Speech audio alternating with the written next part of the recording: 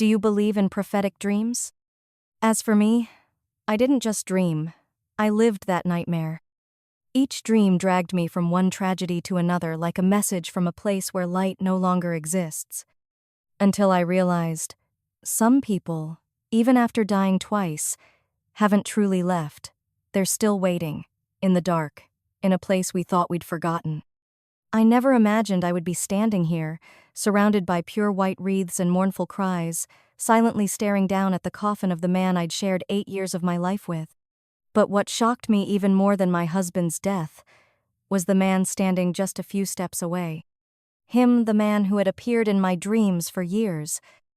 A stranger, who looked at me like he had loved me all his life. He said nothing, just stood there, his eyes piercing through everything, and when those eyes met mine, I felt a sharp pain in my chest, as if someone had clenched my heart with bare hands. I turned away, trying to swallow the lump in my throat, but his cold hand gently touched my shoulder, and in that moment, I saw everything. It was real. The dream was real. My name is Madeline Rivers. I'm 34 years old, living in a small suburban town in Oregon. I was once happy. Once had everything: a small, cozy home with my husband Richard, a busy but devoted surgeon, and our 4-year-old daughter, Avery. I used to believe in fairy tales until the dreams began. Every night, I dreamed of the same man. He always stood in the rain, his eyes deep and sorrowful, calling my name with a voice that sounded like his heart was being torn apart. "Alara, don't leave me. I've waited for you too long." Not Madeline. He called me Alara. I had never heard that name before. Never known it. Never even thought of it. But every night I'd wake up drenched in sweat, heart pounding as if I'd just been yanked from a place I didn't belong. My lips would still be trembling, as if I had just whispered a cursed secret. Something had touched me, not physically but through memory. Something too real and too forbidden to exist. Richard, my husband, began to notice the change. He looked at me with growing suspicion, colder every day. The nights I woke up startled and soaked in sweat, he no longer asked questions. He just turned away and said, "If you're not here with me anymore, just say it." I tried. I tried to understand. I saw a psychologist, a fortune teller, even a past life regression hypnotist, but none gave me answers. Except one person, my mother-in-law Margaret. One day, after another brutal dream, I sat blankly on the balcony. She joined me, poured a cup of hot tea, and said with a calmness that chilled me to the bone, "Those eyes, they look just like his. You've seen him again, haven't you?" I froze. I asked who she meant, but she only shook her head. "Don't dig. Some loves aren't meant to be remembered. Richard wasn't the first man to find you, and that boy, he never left." From that day on, she avoided me, but I stopped running. Then one day, Richard died suddenly. A car accident. Police said he lost control speeding around a cliffside curve. They believed he was tired or stressed, but I knew that wasn't it. The night before the accident, we had a terrible fight. He screamed at me, "You don't love me anymore. You're in love with some goddamn ghost from your dreams." I slapped him. That was the last time I saw Richard alive. His funeral was held on a gray autumn morning. I didn't cry. Not because I wasn't in pain, but because the fear in my heart outweighed the grief. The man from my dreams had appeared. He stood there, dressed in black, his hair damp with dew, and his eyes, not unfamiliar. I knew every detail of that face, though we'd never met in real life. When he touched my shoulder, a flood of memories rushed in like a violent storm. I saw a blood-soaked battlefield, myself in a long red dress, cradling a dying man hymn. I saw myself screaming, crying his name. "Rowan! Rowan! Don't leave me! We promised we'd find each other." I saw myself die and then live again in another body. And him, he never forgot. I collapsed on the spot. Everyone around thought I was overwhelmed with grief, but no one knew. I had just seen another lifetime. After the funeral, I found a way to meet him. He told me his name was Rowan Hale, a reclusive writer living 30 miles from my town. He didn't know why he dreamed of me, only that he always had, and that he had met me, a century ago. I couldn't believe it, but the dreams don't lie. I started to remember fragments of memories, emotions, moments of love that didn't belong to this life. A different love, fierce and eternal, that transcended death. I was Alara, he was Rowan, and we had been torn apart. But what had separated us? Why did Richard, my present husband, seem to know about it? Why did my mother-in-law tremble at the mention of the past? I didn't know what I was stepping into, but one thing was certain. My husband was dead. But the past was still alive, hidden in every breath of the house, in every shadow untouched by light. And the man who appeared in my dreams every night was no longer an illusion. He didn't just come from my mind. He was looking for me.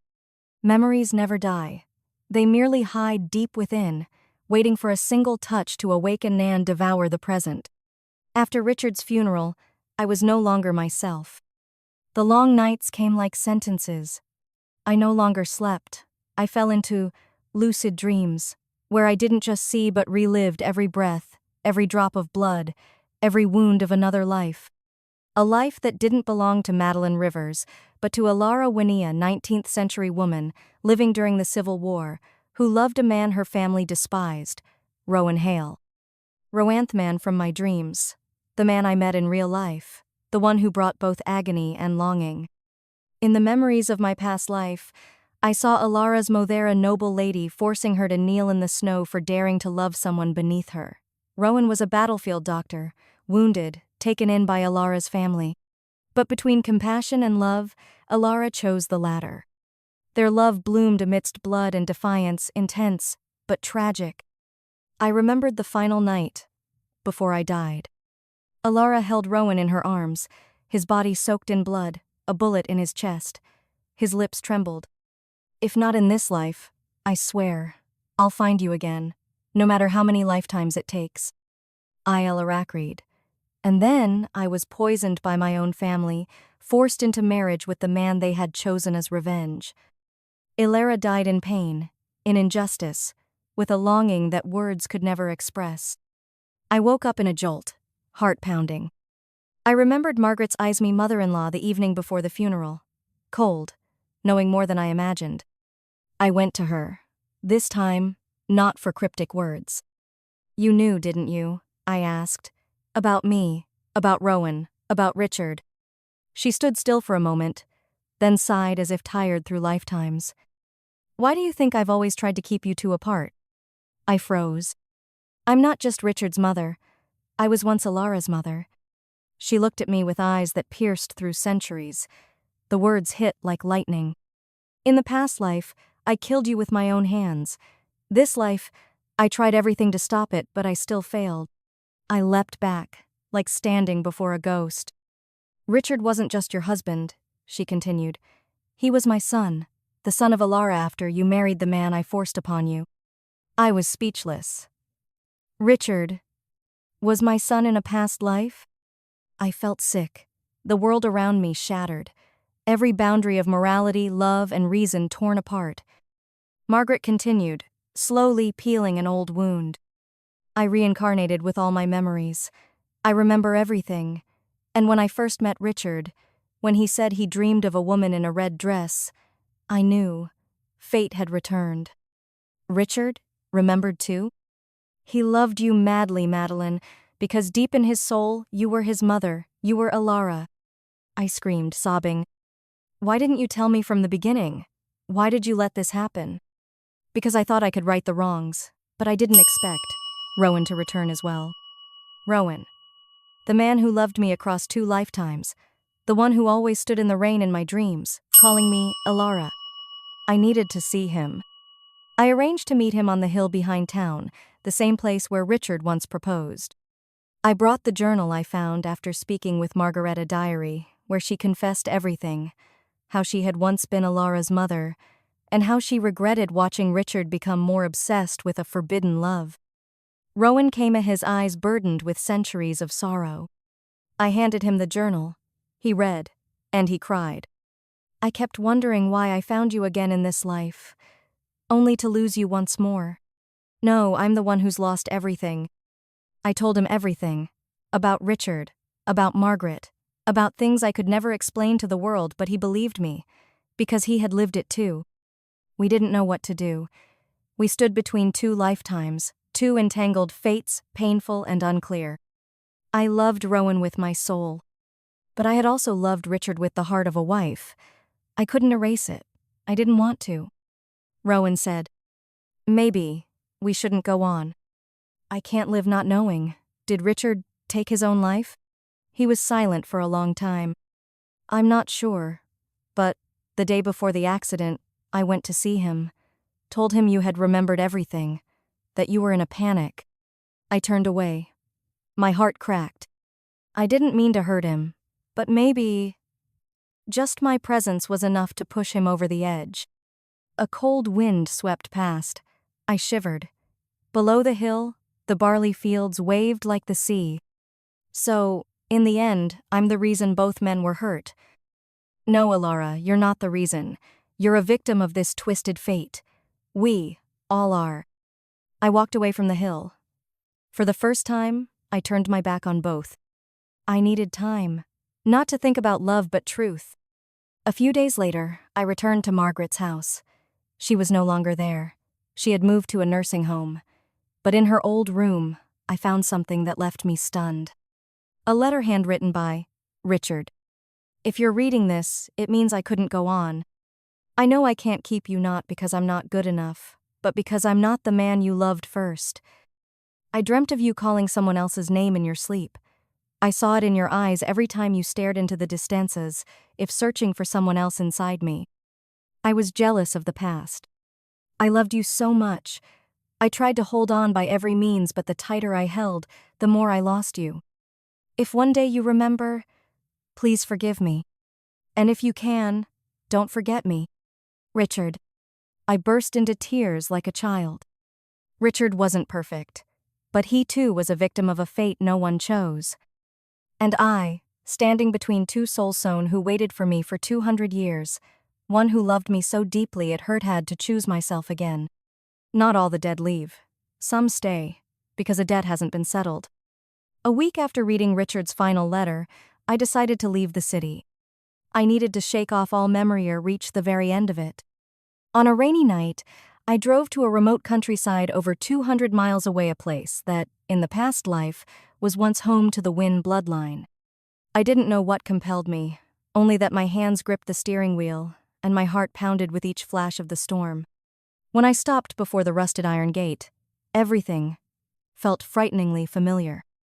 The old 3-story wooden house, broken windows, moss-covered roof, a rotting wooden sign dangled at the gate. Wynn Estate, 1847. I didn't remember ever being here, but my heart knew.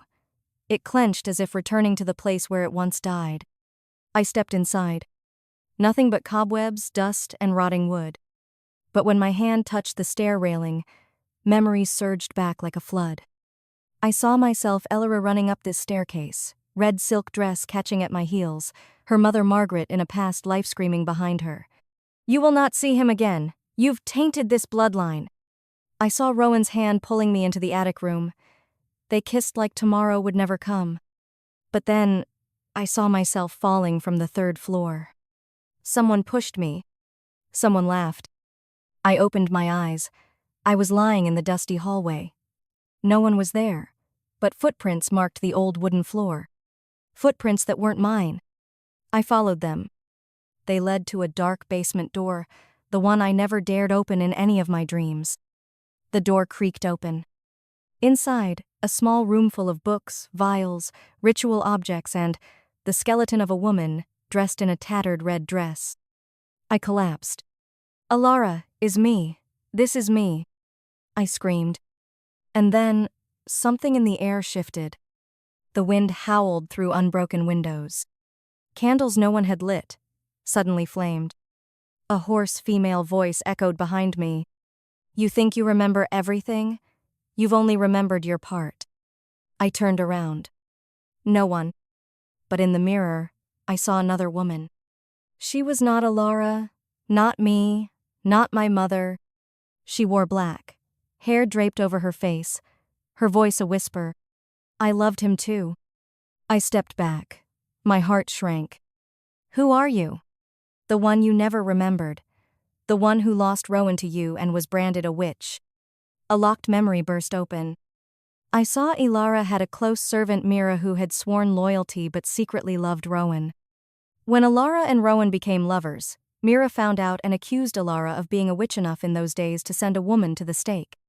I saw Mira bound, tortured, and before death she cursed. If I can't have him, then no one will.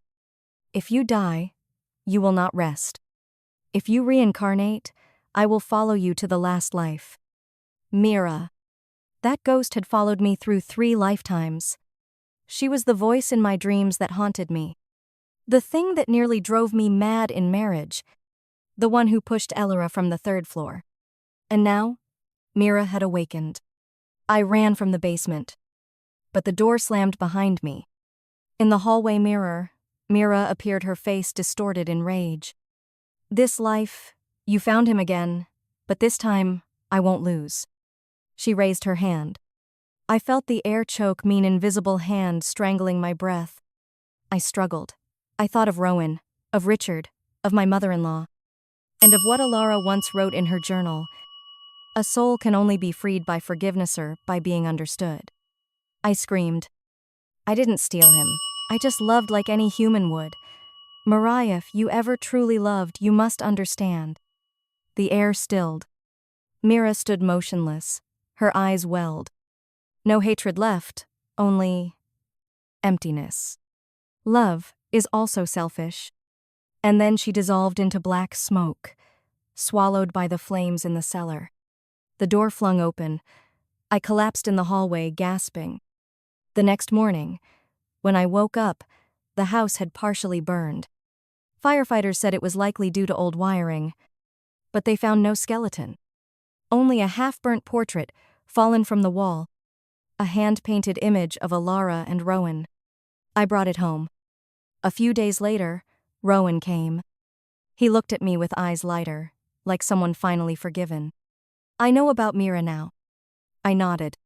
Do you believe now that we're more than just a dream? I stepped into his arms.